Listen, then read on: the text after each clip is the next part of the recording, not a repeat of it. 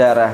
Karena kadang-kadang perempuan itu kalau keluar darah kadang-kadang tidak full, misalkan 1 minggu darahnya keluar terus, kadang-kadang tidak, kadang-kadang berhenti, nanti keluar lagi, berhenti, keluar lagi. Nah, di sini harus tahu hukum ketika darah berhenti itu hukumnya dikatakan haid apa tidak. Nah, di sini dilihat apabila seorang perempuan melihat darah bersamaan juga ada keadaan bersih di sela-sela darah pada rentang waktu haid yang tidak kurang dari paling sedikitnya masa haid serta tidak melewati dari paling banyaknya masa haid. Maksudnya ini kalau misalkan keluar darah 3 hari, kemudian berhenti 1 hari, keluar darah lagi 3 hari. Nah, ketika berhenti dari darah ini hukumnya apa? Dikatakan suci apa masih haid?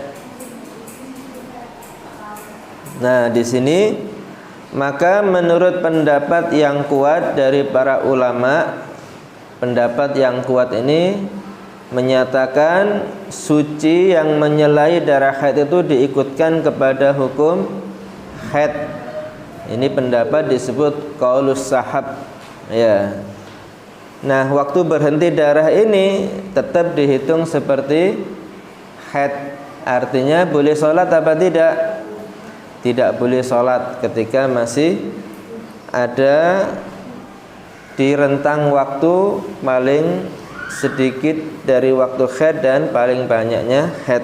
Ini diikutkan seperti haid. Mengerti ya?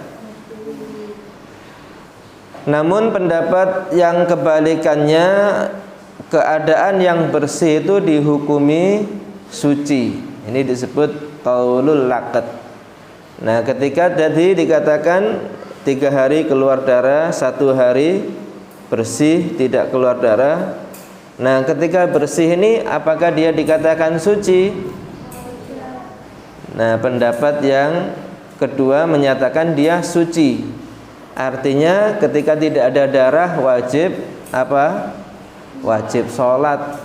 Ya, ketika sudah berhenti darahnya sholat. Perkara nanti datang lagi darahnya, ya berarti harus tidak sholat lagi. Ya, bisa dipahami ya. Ketika tidak keluar darah ini, ada yang menyatakan diikutkan hukum haid, artinya tidak boleh sholat, tetap tidak boleh berpuasa. Nah, ada yang menyatakan kebalikan dari pendapat ini. Ada yang menyatakan itu hukumnya suci karena secara zahir keluar darah apa tidak? Tidak keluar darah berarti hukumnya suci, ya wajib sholat kalau dia sudah bersih. Wajib puasa apa tidak? Wajib puasa. Nah, kita mengikuti yang mana?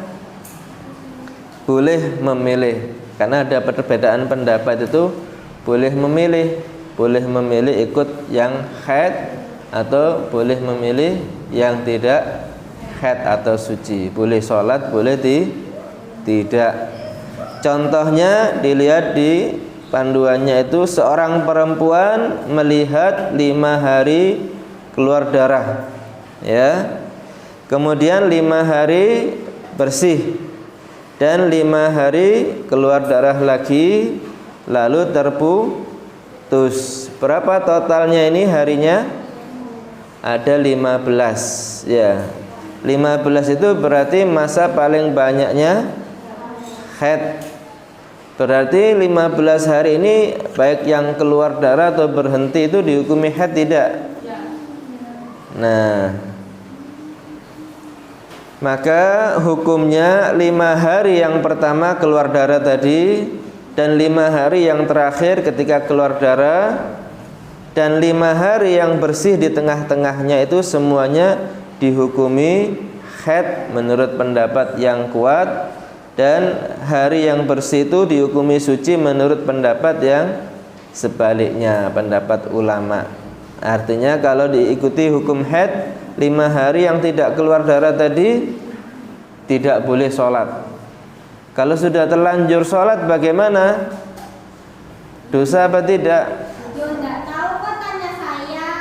Nah, hukumnya tidak dosa karena memang dia tidak tahu. Misalnya dianggap ini saya mungkin sudah selesai nih haid saya 5 hari. Dia sholat. Kemudian kalau puasa juga ternyata 5 hari ke depan keluar lagi darahnya. Nah, berarti kan masih dihitung apa ini? Haid. Ya, berarti meskipun dia sholat tidak dosa.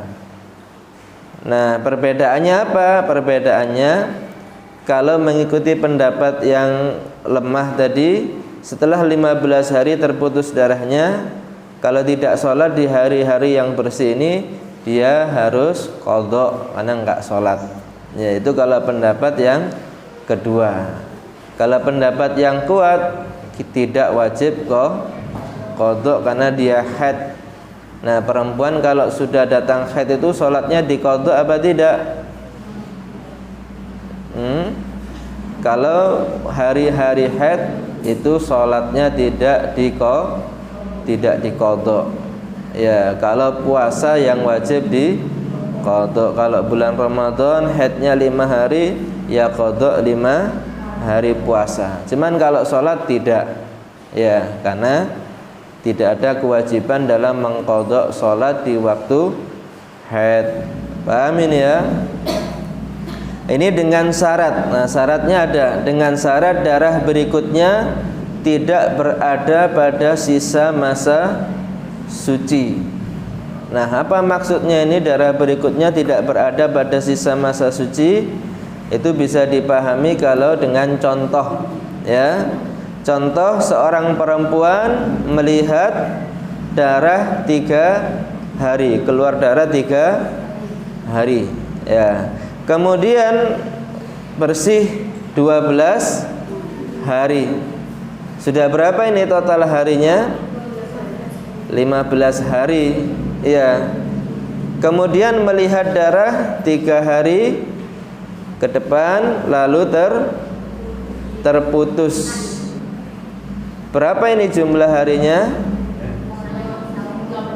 18. Nah, bagaimana menghukuminya?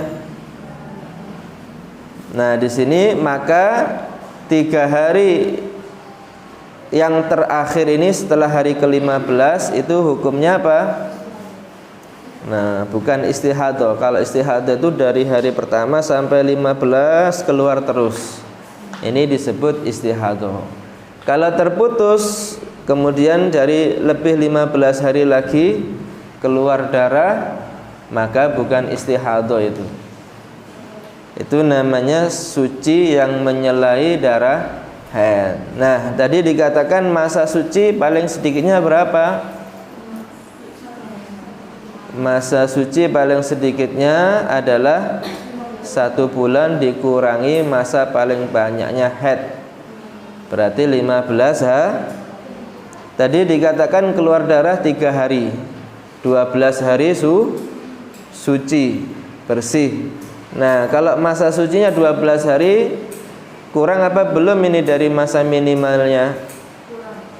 Kurang dari masa minimal masa suci. Ya. Jadi 3 hari yang keluar darah itu dihitung di dalam masa suci. Ngerti maksudnya? Ya, ambil kertas, ditulis ya 3 hari keluar darah. Kemudian bersih, suci 12 Ini kan sudah 15 hari. Nah, berarti 3 hari yang berikutnya ini hukumnya adalah dihukumi menyempurnakan masa suci. Masa sucinya harusnya 15 hari, cuman 12 hari kurang ini, ditambah 3 hari masa darah tadi, maka 3 hari darah yang terakhir itu adalah darah rusak atau damul fasad. Nah, bedanya kalau istihadah itu 15 hari keluar terus. Lebih dari itu dikatakan istihadah. Kalau tidak istihadah, ada darah di situ, darah apa namanya? Itu darah rusak, bahasa Indonesianya dam fasad, bukan darah haid. Nah, kalau bukan darah haid berarti suci apa bukan keadaannya? Suci. Ya. Darah pada 3 hari yang pertama hukumnya haid, jelas. 12 hari adalah bersih. Beserta 3 hari darah terakhir hukumnya juga dikatakan suci. Harus sholat. Ya. Jadi 3 hari keluar darah, 12 hari tidak keluar darah. Nah, setelah itu dia ada darah lagi. Ini disempurnakan dulu masa, paling sedikitnya masa suci berapa? 15 hari. Maka 3 hari ini diikutkan dalam masa suci. Harus sholat. Ngerti ya? Nah, kalau tidak sholat bagaimana? Ya wajib qadha. Nah, kadang-kadang perempuan itu bingung dalam masalah ini. Ya, kalau tidak belajar dianggap kalau keluar darah tidak wajib sholat karena dia dikatakan haid. Nah, padahal haid itu ada hitungannya. Bisa mengerti tadi? Ya, 3 harinya haid jelas ini. Kemudian 12 hari yang tidak keluar darah hukumnya suci. Kemudian 3 hari setelahnya itu yang keluar darah diikutkan hukumnya di masa suci. Berarti wajib sholat.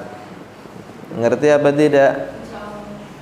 Nah, harus dipelajari lagi ya. Jadi kalau misalkan tadi itu hanya 3 hari keluar darah. Kalau misalnya 5 hari keluar darahnya, seperti tadi 3 hari keluar darah, 12 hari suci, kemudian keluar lagi 5 hari.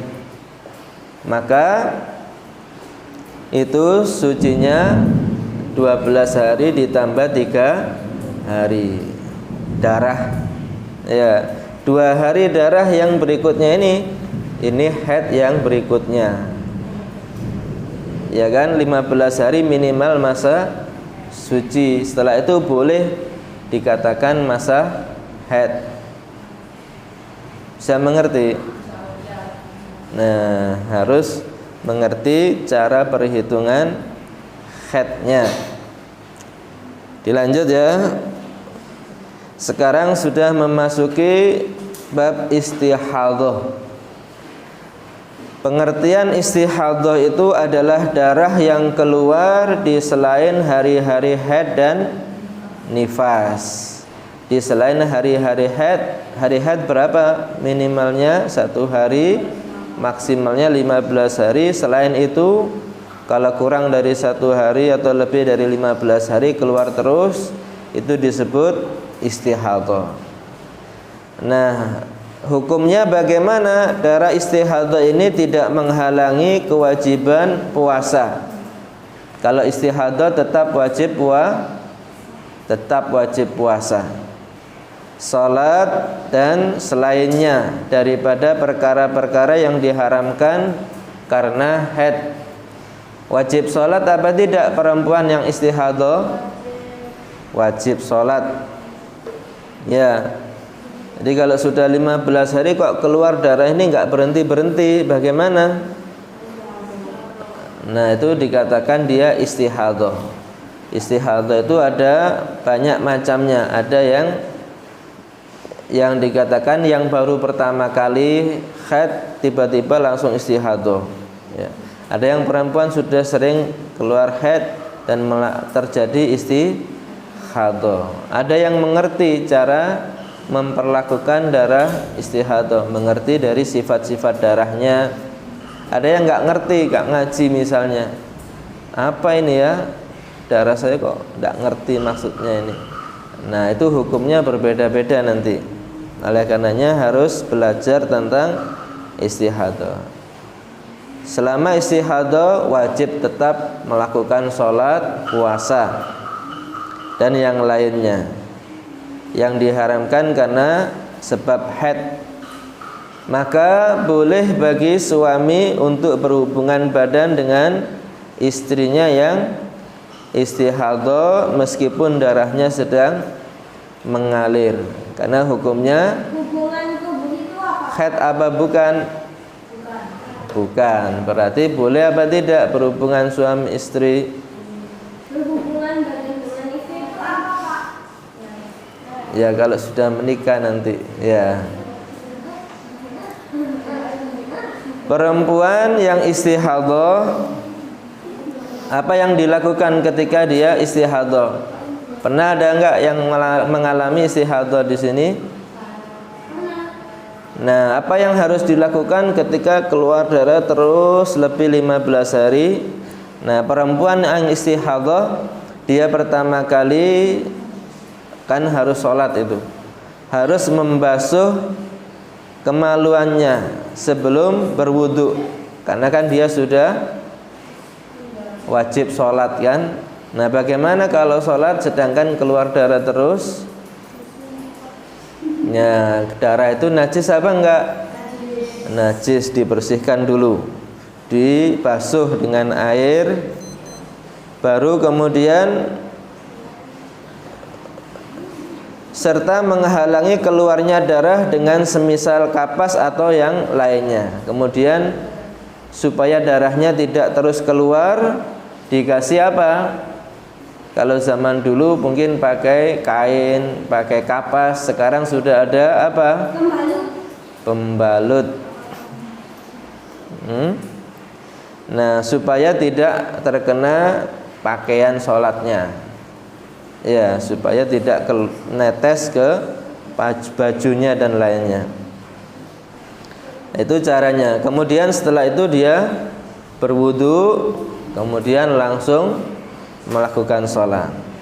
Kalau dia puasa bagaimana? Namun jika dia berpuasa, wajib untuk tidak memasukkan apapun ke dalam kemaluannya di siang hari untuk menjaga sahnya puasa. Kalau misalnya ini keluar darahnya sangat deras, dipakai pembalut masih keluar, bagaimana? Ya harus memasukkan sesuatu ke dalamnya supaya tidak sampai keluar. Ya. Ketika puasa, nah nggak boleh ini memasukkan benda ke lubang-lubang tubuh yang terbuka ketika puasa dengan sengaja. Batal apa tidak puasanya? Termasuk membatalkan puasa. Makanya ketika istihadhah, kalau puasa tidak usah memasukkan sesuatu, cukup dengan pembalut saja.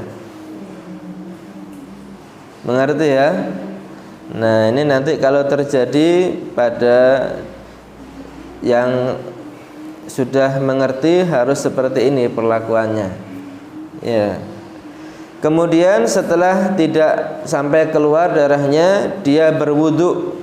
Setelah itu berwudu ketika sudah masuknya waktu sholat, karena sifatnya darurat. Seperti sekarang sebelum maghrib, kalau berwudu untuk sholat maghrib bagi perempuan yang istihadhah ini tidak bisa. Kalau untuk sholat maghrib, wudunya harus sudah masuk waktu maghrib. Kenapa? Nah, karena sebetulnya itu darahnya keluar terus. Ya, sesuatu yang keluar dari dua jalan ini membatalkan wudu apa tidak? Nah, termasuk keluarnya darah istihadhah ini membatalkan wudu. Makanya kalau wudu sebelum maghrib untuk sholat maghrib ini batal wudunya. Ya, berbeda kalau dia untuk keadaan darurat sholat maghrib. Bagaimana?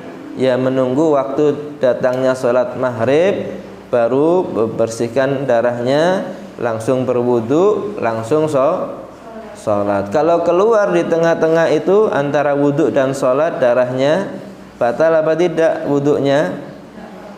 Nah, itu dikatakan darurat. Ya, tidak sampai membatalkan sholat karena darurat seperti itu, nggak bisa dihindari. Kemudian langsung segera melakukan sholat untuk meringankan hadatsnya. Kalau sudah wudu berpakaian langsung sholat, ngerti? Kalau tidak langsung sholat padahal keluar terus darahnya, batal apa tidak wudunya? Nah itu batal karena diberikan keringanan itu karena sifatnya darurat. Kalau tidak dimanfaatkan, dia dibuat untuk memperlambat dan sebagainya, tidak dianggap darurat lagi nantinya. Tidak boleh bagi dia menunda sholat kecuali karena kemaslahatan sholat. Apa kemaslahatan sholat itu? Yang berkepentingan dengan sholat, yaitu menutup aurat atau menunggu sholat berjamaah atau untuk menjawab adzan dan iqamah. Kalau dia sudah berpakaian padahal masih adzan belum selesai, tunggu gak apa-apa. Setelah adzan dan iqamah baru sholat maghrib, ya. Atau kalau dia mau sholat berjamaah misalkan di rumah sama orang tuanya, ini juga boleh karena termasuk maslahatnya sholat. Apabila dia menundanya karena hal-hal yang tidak ada untuk kemaslahatan sholat, seperti untuk makan, minum, maka itu membahayakan, ya. Karena keluar terus apa tidak darah istihadahnya? Keluar terus dan menjadi batal wuduknya. Maka dia wajib mengulangi dari sejak cara bersucinya sampai berwudu lagi. Kalau tidak langsung sholat, misalkan habis berwudu dalam keadaan istihadah, ternyata masih menerima telepon misalkan. Ini ada kepentingan dengan sholat apa tidak telepon ini? Tidak, atau dia makan dulu. Nah ini harus mengulang lagi, kan batal tadi wuduknya. Mengulangnya dari mana? Ya dari membersihkan najisnya dulu, kan keluar terus tadi. Dibersihkan najisnya, ganti pembalut yang baru wudu, berpakaian dan sholat. Kalau hanya berwudu saja tidak mengganti pembalutnya yang keluar darah istihadah, hukumnya tetap tidak sah sholatnya karena darahnya tidak dimaafkan, ya. Dan wajib bagi perempuan yang istihadah itu untuk berwudu di setiap satu sholat fardu dan memperbarui pembalutnya. Nah kalau istihadah mengerti ya, habis sholat maghrib masih istihadah keluar terus, untuk sholat isya bagaimana? Ya wudu lagi, dibersihkan darahnya lagi, kemudian pembalutnya ganti apa tidak? Ganti, karena ini sudah ada darah najisnya, harus diganti yang baru, kemudian berwudu lalu sholat. Yaitu setiap sholat fardu, sholat maghrib ganti dan wudu, sholat isya seperti itu, sholat subuh juga ganti pembalutnya, berwudu, dan setiap kali seperti itu, ya. Mengerti ya? Kenapa kok begitu sulit? Ya sebenarnya enggak sulit, cuman kadang-kadang kita tidak memahami sebab-sebab sah atau tidaknya sholat itu. Kalau keluar darah, sah apa tidak wuduknya? Kalau keluar benda dari dua jalan tidak sah wuduknya. Kalau dipakai sholat, sholatnya sah apa tidak? Tidak sah. Maka ya otomatis harus bersih dulu dan berwudu ganti pembalut. Ya, mengerti? Ada yang ditanyakan? Jadi saya ulang lagi tentang suci yang menyala-nyalai darah haid tadi harus dipahami. Kemudian batas minimal masa suci itu kalau kurang harus disempurnakan. Ya, kalau cuma 12 hari masa sucinya ya harus ditambah sampai 15 hari. Yang ketiga adalah perlakuan ketika mengalami istihadah. Bagaimana cara berwuduknya dan bagaimana cara sholatnya, harus bisa Kalau tidak seperti itu nanti tidak sah sholatnya. Berarti kalau tidak sah sholatnya seperti orang yang tidak sholat. Dosa apa tidak itu? Dosa. Ngerti ya? Wallahu a'lam bis shawab.